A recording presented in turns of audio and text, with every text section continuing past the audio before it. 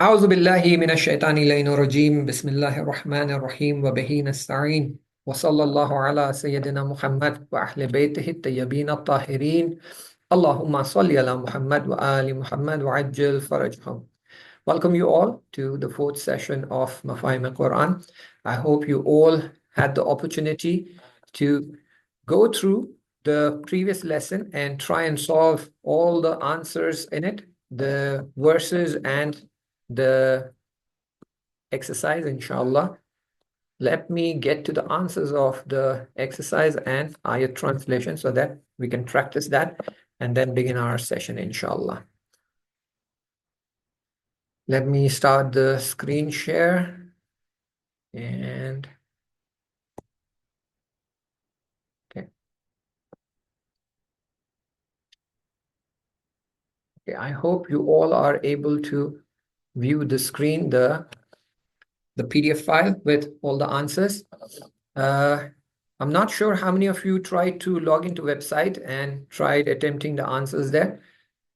If you've tried there, then I hope you benefited from it because you get your answers immediately there, you get your responses immediately there, and you also get to know how much have you memorized and what's your percentage of your score. That way it helps you out in benefiting. Let me just quickly see if there's anyone who's posted a question. Right, we will go through the answers here. However, if you have any questions, you can post your questions and we will try and answer those questions again here.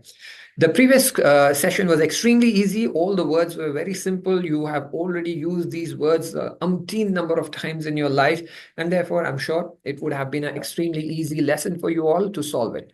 Let's look at the answers here. First word is ilah, and we discussed it. It's God. Remember the explanation, al-ilah, the God. So that should settle down in your short-term and long-term memory. So ilah is God, not Lord. Alameen is not one word. Alam is one word. Alameen is multiple. Therefore, worlds. Azim is, remember, Aziz with Reze was almighty. We said invincible, but Azim is all supreme. Ma, that which, and Kana was, is. That was our one segment. The second segment is except is illah. Almighty is Aziz. Lord is Rabb. Powerful. Someone is waiting to join. Let me just add that person. Okay. All powerful is Qadir. Khabar. Khabir is from Khabar, and therefore that is all knowing. Someone who has all the knowledge. Khabar. Qadir is from Qudrat, therefore all powerful. Oft forgiving. Oft forgiving. Is it Rauf or Ghafoor? Ghafoor. Remember, astaghfirullah. I seek forgiveness from you. And therefore, Ghafoor comes from that. So oft forgiving. B. The answer is B. Inna Allah huwa sami. Inna from the first lesson, that is certainly. Allah also from the first lesson, which is Allah. Huwa is the pronoun from the second lesson, which is he. Sami' is to hear from the sound sami'. Basir is to view. Sami' is to hear. So, inna Allah huwa sami'. So, certainly Allah is the all-hearing.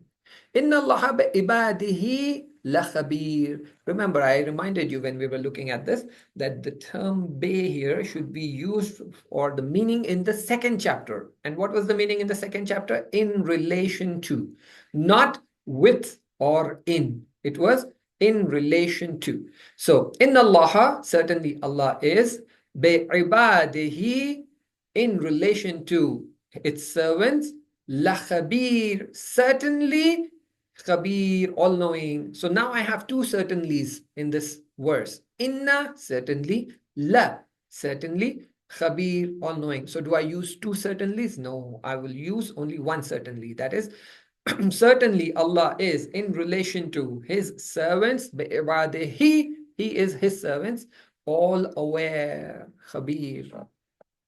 Inna Allah kana ghafura. Certainly Allah kana, the meaning of kana was is or was. So in Allah, certainly Allah is Ghafoor, most forgiving or oft forgiving. Lahu ma fis samawat, for him. Now, here's a need for explanation, though the meaning here slightly changed. I will give you an explanation here. I wanted to see if someone would ask this question. Lahu ma fis samawat. La with a fathe was certainly. But remember the discussion in chapter 1. We said la with a kasre is for. So lahu would be for him, for him. But when it becomes lahu, the kasre converts into fathe, and instead of lehu, it becomes lahu. Lahu ma fis samawat. For him is that which is in the heavens. That's how the word by word translation should be. Lahu, for him. For him. What is? Ma is that which. For him is that which is in the heavens. Now, if the translation is for him, why are we translating it as his? Is that which is in the heavens. See, there is a technical understanding here. There is a what we say the minute detail, जो बारीकी है यहाँ पर. The point is, if I have something with me, then I say this is for him. Something that does not belong to somebody else, I assign it for him. This, let's say, this sweets are for him. This pen is for him. When this does not belong to someone, I say this is for him. But when something belongs to someone, I don't say this pen is for him. I say this is his pen. This is his phone. This is his book. I don't say this book is for him. When do I say for him? When he's not the owner of it. That's when I say this thing is for him. He's not the owner, but I got it for him. Whereas when we talk about Allah subhanahu wa ta'ala, he is the owner of everything. Therefore, it is inappropriate to say that that which is in the heavens is for him. No, it is not for him. It is his. He is the owner of it. And therefore, the translation here would be his is that which is in the heavens. So if you've looked at the answers and you've practiced them correctly, then in your verses translation also, you would have answered this here. I was hoping someone would raise a question about this, that why have you translated this as his is? Because there is one literal translation word by word, but there is an element of aqaid in here. There's an element of theology that has to be kept in mind. You cannot say his is, sorry, for him is whatever is in the heavens. No, it's not for him. It is his. He's the owner of it. And that's why the correct answer is his is that which is in the heavens. B. Now, like we said here, certainly Allah, he is the all-hearing and all-knowing. Now, I hope you remember this that we discussed last time, and you must have seen in the PDFs and the exercises that whenever a noun exists, the pronoun after it adds no value to it unless there is a special emphasis upon it. So if if a huwa, which is a pronoun, comes after a noun, which is Allah, then I don't have to translate it again unless I want to emphasize heavily on the power or the authority of the noun. Therefore, in most of the verses where you say certainly Allah is he himself, all hearing, all knowing, you don't have to translate that way. You'll have to translate it as certainly Allah is all hearing and all knowing. Khabir in Arabic means all aware. You translate it as all knowing. Are both same because Alim is also all knowing? No, we translated Khabir as all aware. Let's look at the word list here.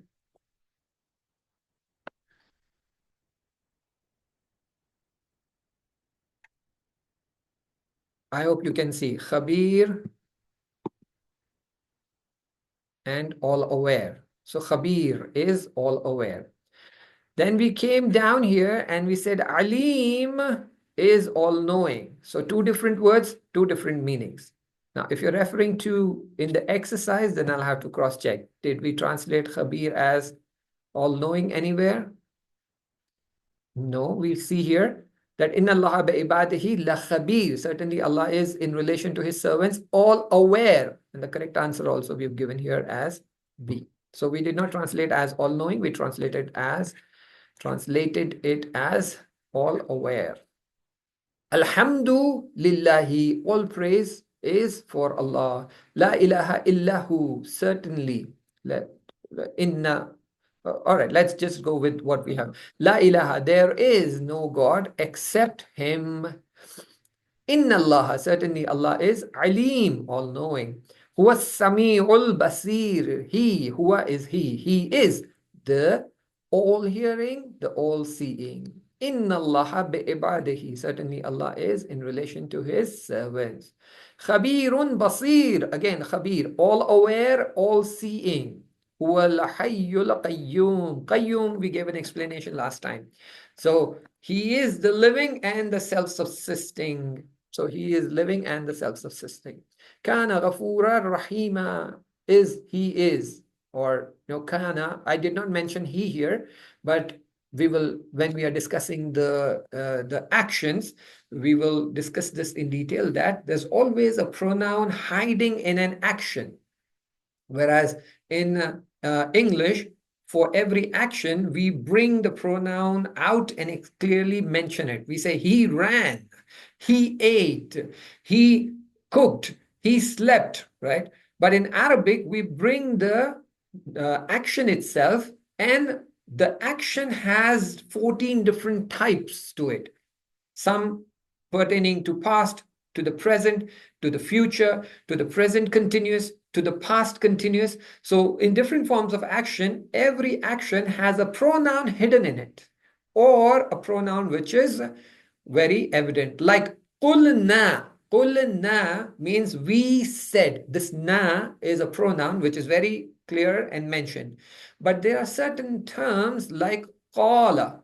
Qala, we say he said. Where is he in it? Qala comes from qawl, means saying.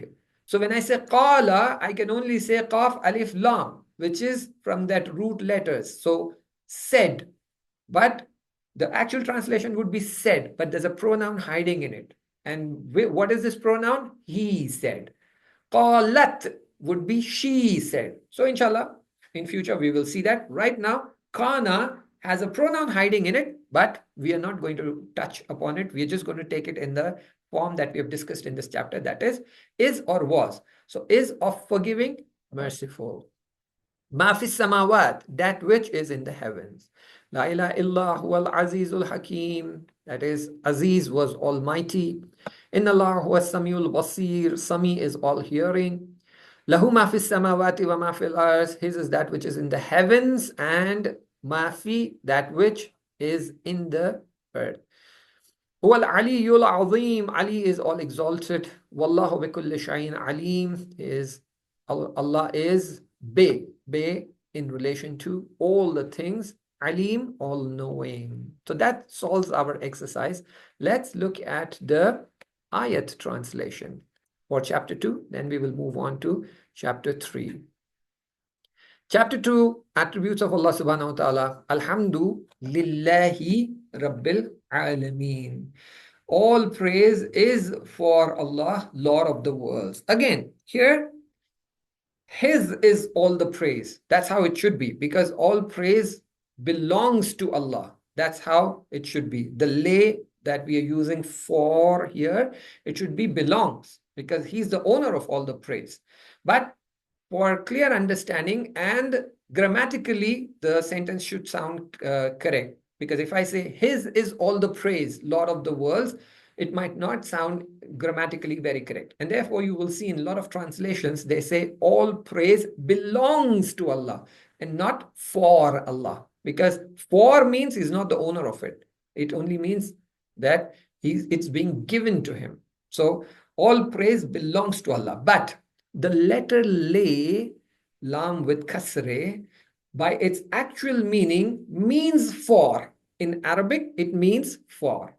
But when it comes with Allah subhanahu wa ta'ala, that's when the meaning has to be upgraded, keeping in mind the theological paradigm where we say that everything belongs to Allah. He is the owner. And therefore, here lay can be used as belongs to Allah, or His is all the praise. But the actual translation of lay in Arabic is for. So currently we're using that exact translation here. All praise is for Allah, Lord of the world. Certainly, Allah is in relation, sorry, Inna Allah bin nasi la ra'ufur rahim. Certainly, Allah is in relation to the people most kind and merciful.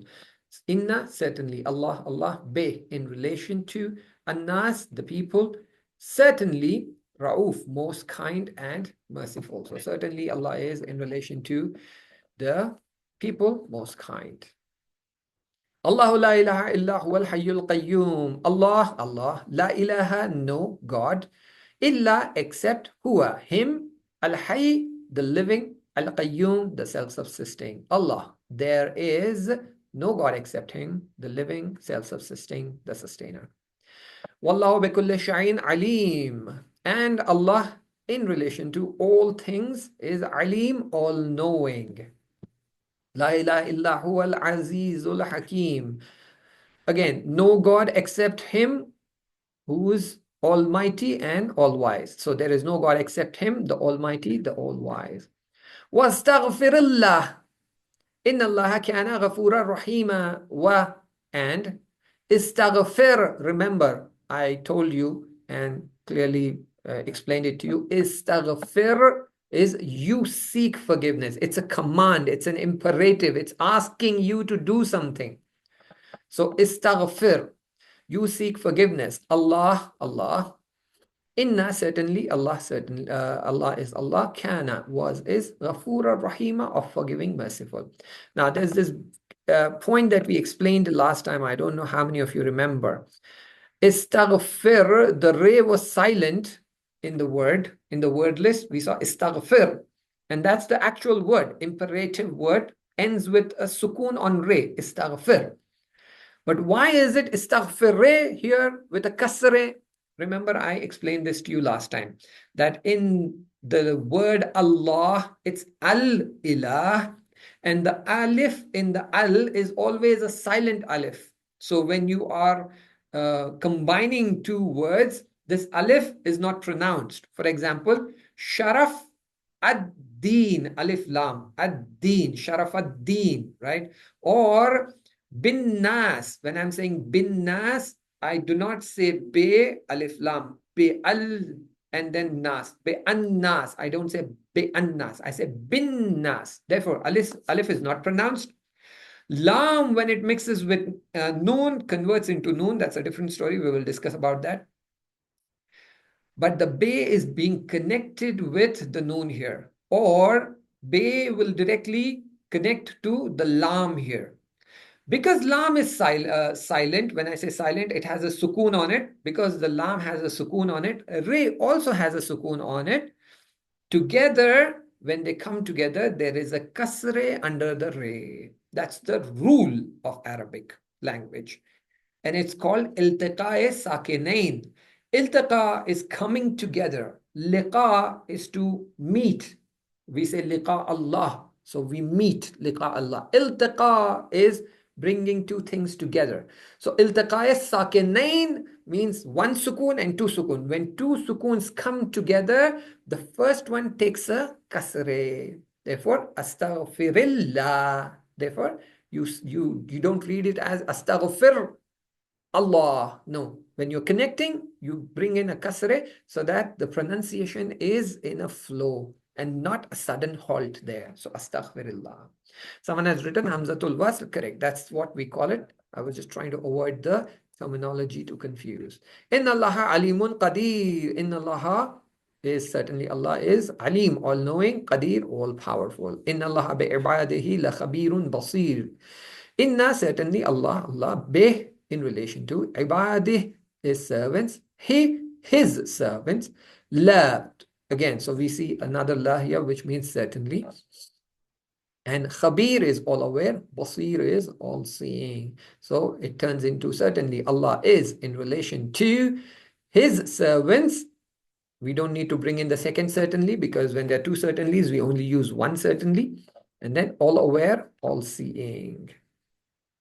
Let's move to the next one. It's Inna Allaha huwa samiul basir. Certainly Allah is. Now, either I can say he himself, or I can say he is. So certainly Allah, he is the all-hearing, the all-seeing. That's how I have translated here now in chapter 2.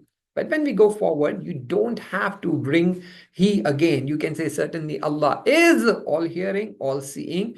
But sometimes you bring in that he to lay the emphasis that no, we're not talking about being all hearing and seeing. It's being an ability for everyone, and Allah subhanahu wa ta'ala is also one of them. No, we are saying that only he himself is the all seeing and all hearing. Everybody else is just a show and just a little puppet, and they have no authority except him, Allah himself. So that's why, to lay the emphasis that the authority of all hearing, all seeing, being in command rests with Allah subhanahu wa ta'ala. Therefore, Allah subhanahu wa ta'ala is all hearing and seeing. And to emphasize that, we bring in that he, additional he there. Lahu ma fis samawati wa ma fil ard. His. Again, lam with the fatheh. The actual translation is for, but with the theological implication, as I explained, it would be his is. His is that which is in the heavens and that which is in the earth, and he is wal aliyul azim, and he is the all exalted, the all supreme. Let's see, do we have more left? No. That brings the exercise to an end of chapter 2. Let's look at the chapter 3 word list and try and see if there are any new words that we need to look into and pay closer attention to the minute details that we've been covering so far. So we have lesson 3 word list and exercise. Let's open that. Now, can you all see the word list of lesson 3? If you can just type in a yes or any indication that you're able to see, because sometimes the share screen switches the screen and I think that I'm showing you the word list, but you might be seeing as something else. Great. Okay. Now, before we jump into the third one, chapter, does anyone have any questions from the second chapter? If you have questions from the second chapter, let's answer those questions and then move on to the third one.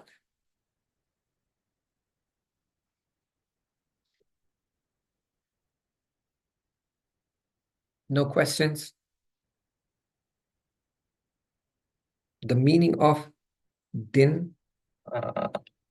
Or the meaning of deen? Okay. Yeah.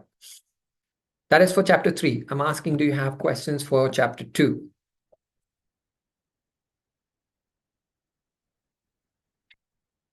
All right. So if no questions for chapter 2, let's move on to chapter 3. Now, for chapter 3, what we see here, 11:30 to 12:10. All right. Unfortunately, we logged in a little late today because there were quite a few questions in the Ahkam session, and then the time got spilled over. So I should have ended it by 11:25, and I ended up going a little extra there. Inshallah, I will take a few minutes extra here so that we have a full, at least half an hour to 40-minute session. So we started at 11:45, slightly delayed. So we will carry on till 12:15 or maybe 12:20 so that you get your full 35 to 40-minute session. So, all right, let's get to the third one here. Lesson 3, attributes of Allah subhanahu wa ta'ala. Akhirah, it's a very common term. We've used it many times, akhirat, and it's used in Urdu, it's used in Farsi, it's used in Arabic. So you all know it means hereafter and end. Jami'a is a term which is used in Arabic.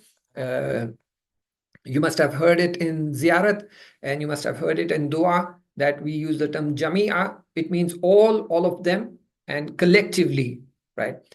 Deen means religion, right? But in Quran, the term deen has been used for other meanings as well. For example, We say Maliki Yawmiddin. When I say Maliki Yawmiddin, if I translate it word by word, let's look at it. We say Malik means owner, Yom means day, and Deen, if I translate it as religion, then it would sound something like this. Owner of the day of religion. What does that mean? What does day of religion mean? There is no concept called day of religion in Islam.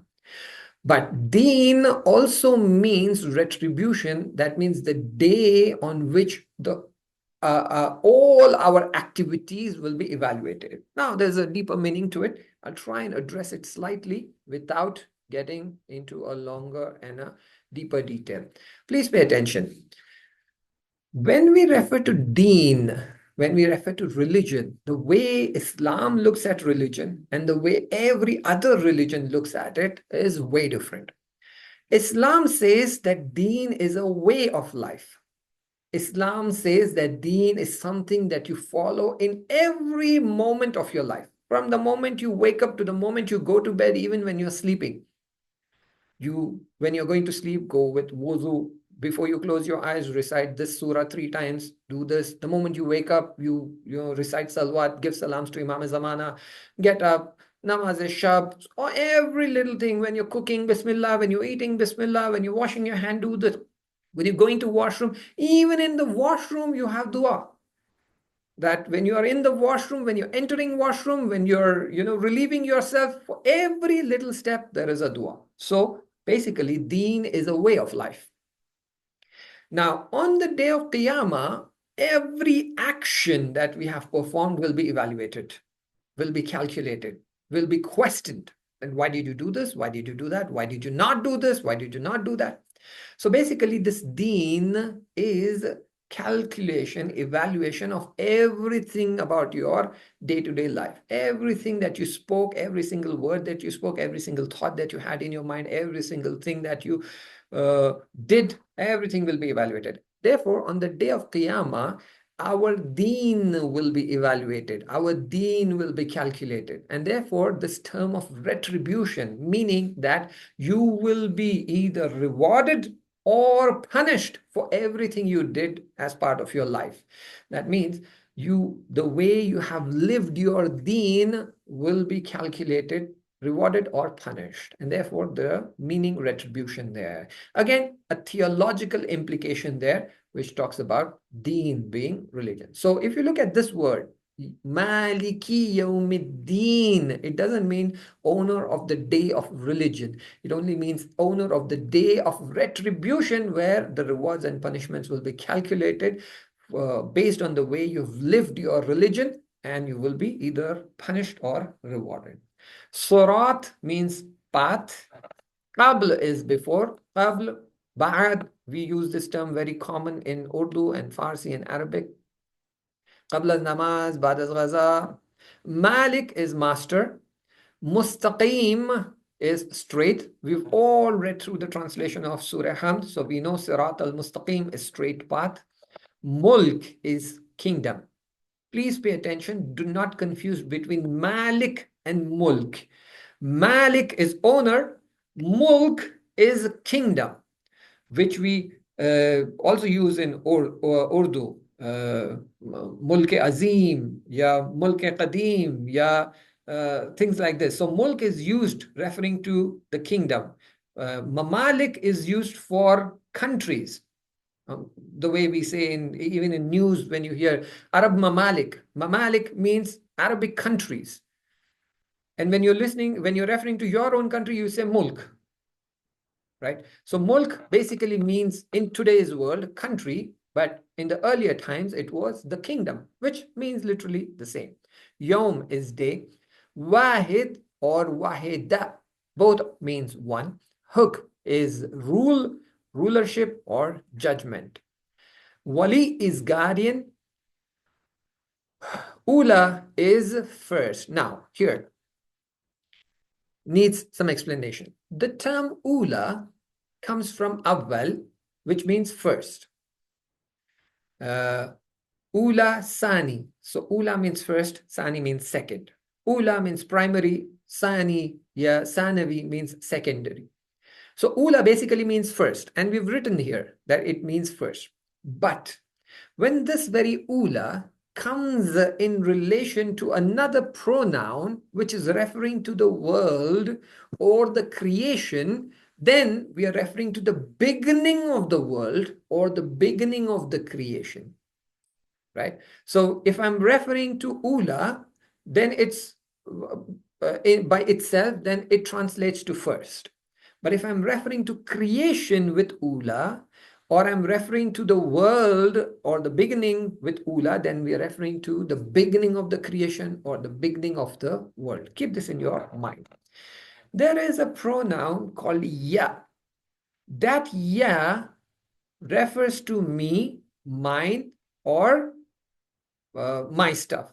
For example, the way Holy Prophet says, Inni ta'arikum fikum as-saqalain, kitab Allahi. So when he says kitab Allahi, is referring to kitab of my Allah, wa itrati, or ahlul bayti. This itrati or ahlul bayti means my household. That ye at the end refers to my. So when I say bayti means my house, itrati, my household, kitabi means my book. So the ya at the end indicates the relationship that you have. This ya is used as another connection or conjunction, which we will look at in the future, but it is used to show the relationship or the connection of one entity with the other entity. And just give you a brief understanding here. When we're discussing that, I'll give you more detailed explanation there. For example, we say Pakistani, Hindi, Arabi, English, or Firangi, right? So these terms, when we use in our Urdu, we are again making a relationship. This person is Pakistani. So meaning that this person belongs to Pakistan. There's a connection between him and Pakistan. This person is Hindi. This person is Arabi. This person is Irani. So basically showing that this person has a connection to that. But when we use it with things, not countries, but things, kitabi, qalami, then we are talking about this belonging to me. Hazihi wa haza. Hazihi, remember, haza means male form of this. Hazihi that you get at the end means female form of this.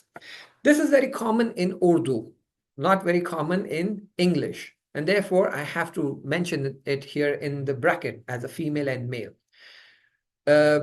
For all the objects around us, in Urdu and Hindi, we assign a gender to them. So we, for example, apart from boys and girls, we say light band ho gayi hai. How do we know light is gayi hai? Pen kharab ho gaya hai. Is it male, or how do I know to assign male to this? So essentially, kursi, maze, table, light, kitab, for everything, automatically in Urdu, we assign a gender and then we use a similar pronoun or an action towards it. Aya, ai. Gaya, gai.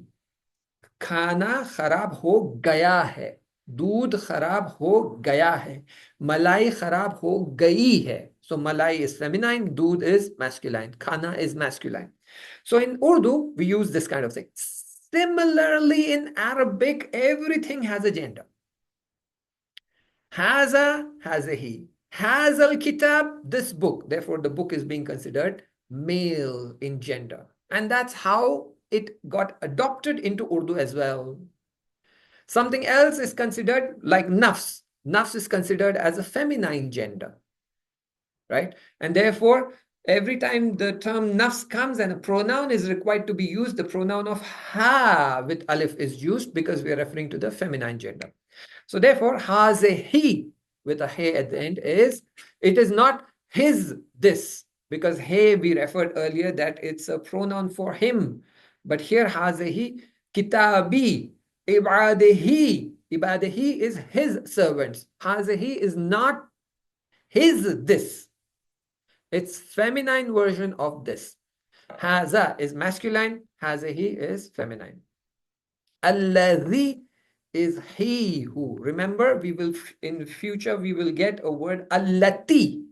This is alladhi. Alladhi is masculine. He who. Allati will be feminine. We will look at it then.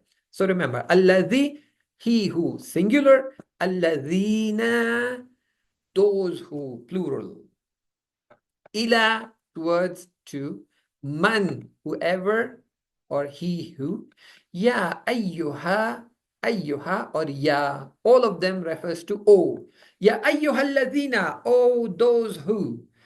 Ya ayyuhan nas, oh people. That's how it gets translated. Ayyuhan nas, ya Ali, oh Ali. Ya Allah, oh Allah.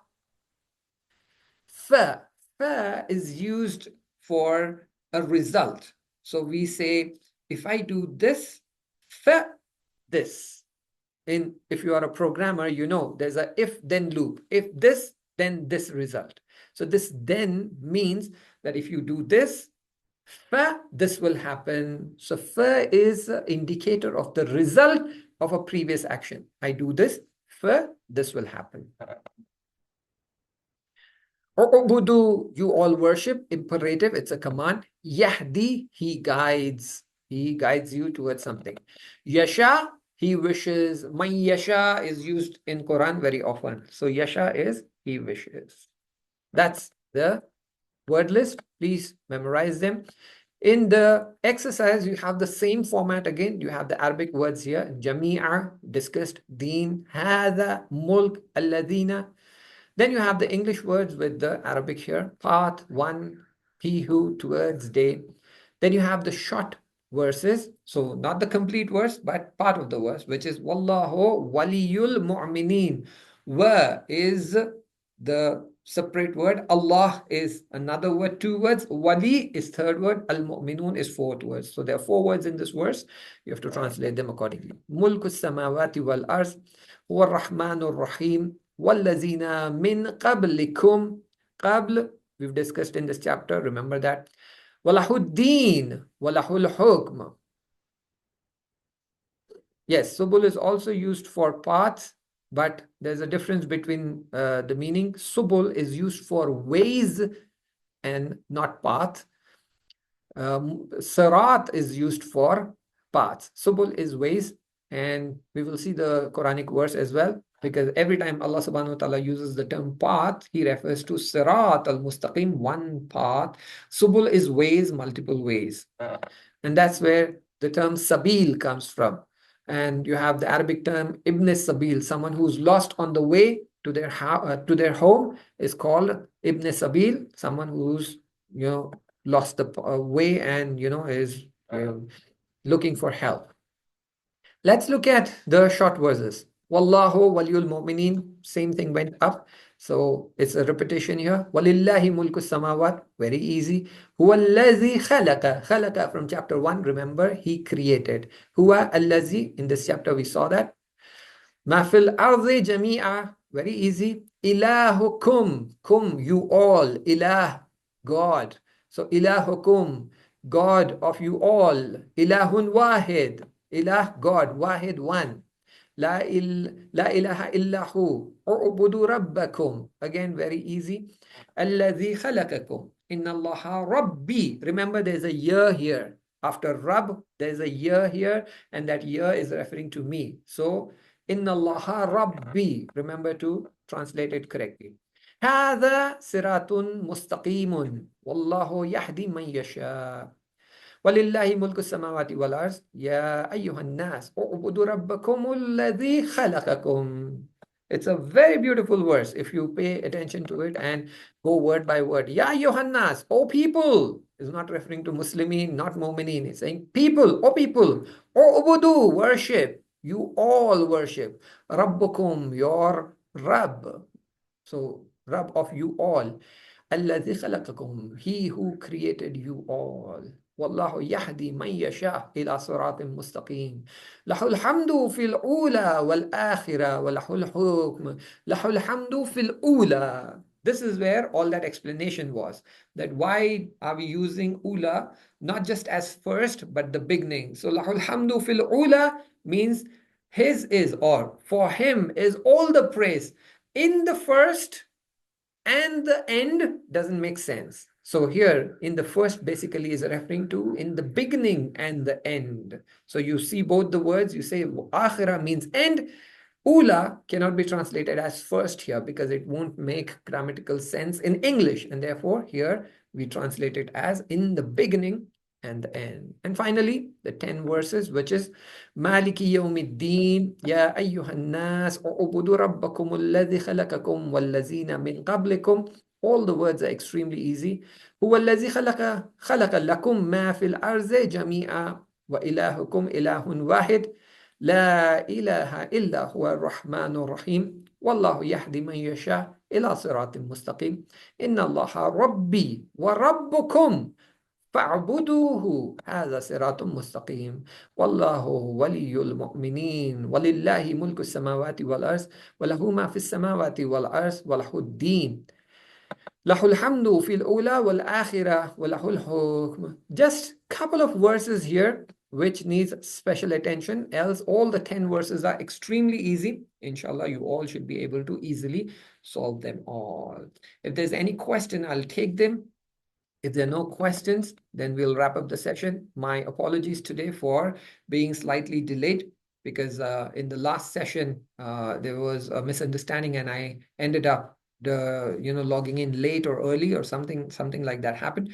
But inshallah, from the next session onwards, we will be on time. Mafaheem will start at 11:30 Iranian time and 1:30 India time, and whatever your time is, it will be exactly on time, and inshallah we'll try and end it on time as well. If there are no questions, then akhiru da'wana wa sallallahu ala sayyidina Muhammad wa ahli baytihi at-tayyibin at-tahirin. Allahumma salli ala Muhammad wa ali Muhammad wa ajil farajahum. Okay, while doing the exercise, I'm continuously looking at keywords. Am I not making progress? Yes, you're not making progress. When you're translating, you should not be looking at the word list at all. You take 4 days, 5 days to memorize the words. Once you memorize the words, and when you're solving your exercises, from all the questions, if you end up looking at the word list more than twice, that means you've not done a good job in memorizing your words. The most important part of this whole course is to be able to memorize the words and practice them regularly. And that's why I said this in the beginning of the session, the introductory session and the class 1 first session. If you've joined later, please make sure you listen to the previous lectures. So make sure you are aware of it. Please remember, take 4 days, divide the words into 6 per day, memorize them in a way, start from the morning in a way that by the night, by the evening, when you're going to bed, your words are at the tip of your finger. If your kids ask you randomly, Ilah, you should be able to answer it. Home, you should be able to answer it. Home, you should be able to answer it. Random words, if they throw at you, you should be able to immediately translate that. So you are required to do that. And for 4 days, when you do that, 5th day, you try and solve your exercises without having to look at the word list. If you have to constantly look at the word list, that means you have not memorized the words properly.